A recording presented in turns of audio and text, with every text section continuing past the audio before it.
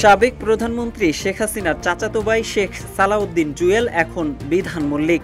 সামাজিক যোগাযোগ মাধ্যমে তার বাংলাদেশের জাতীয় পরিচয়পত্র ও ভারতের আধার কার্ডের ছবি ছড়িয়ে পড়েছে, যা রীতিমতো ভাইরাল। নেটিজেনদের অনেককেই আবার সেই ছবি যুক্ত করে দিয়ে ফেসবুকে নানান রকম মন্তব্য করতে দেখা গেছে। তবে ভারতীয় এই আধার কার্ডের তথ্য সঠিক কিনা তা নিশ্চিত হওয়া সম্ভব হয়নি।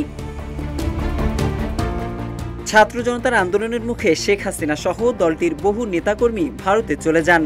তারই ধারাবাহিকতায় অন্যান্যদের মতো শেখ হাসিনার চাচাতো ভাই শেখ সালাউদ্দিন ওরফে শেখ জুয়েলও এখন ভারতে অবস্থান করছেন।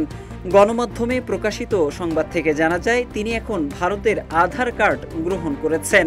তবে আশ্চর্যজনক ব্যাপার হলো নাম ও পদবিতে ব্যাপক পরিবর্তন। নাম পরিবর্তন হয়েছে বিধান এবং পদবি পরিবর্তন হয়েছে মল্লিক, অর্থাৎ শেখ সালাউদ্দিন থেকে পরিবর্তিত হয়ে বিধান মল্লিক।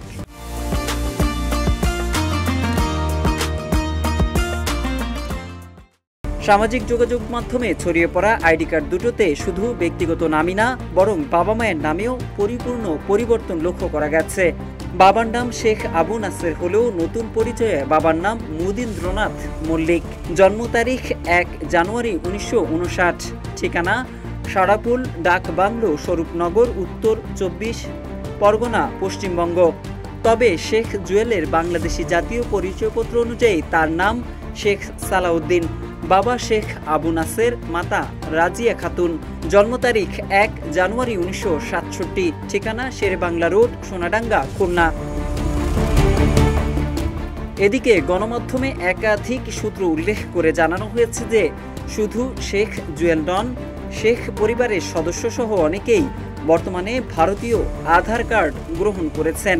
তারা সেসব কার্ড নিয়ে স্বাধীনভাবেই চলাফেরা করছেন দেশটিতে। 2018 সালে খুলনা 2 সংসদীয় আসন থেকে প্রথম সংসদ সদস্য নির্বাচিত হন শেখ সালাউদ্দিন। 2024 সালেও তিনি আওয়ামী লীগের মনোনয়নে সংসদ সদস্য নির্বাচিত হয়েছিলেন। মোহাম্মদ সাইফুল ইসলাম, ইত্তেফাক।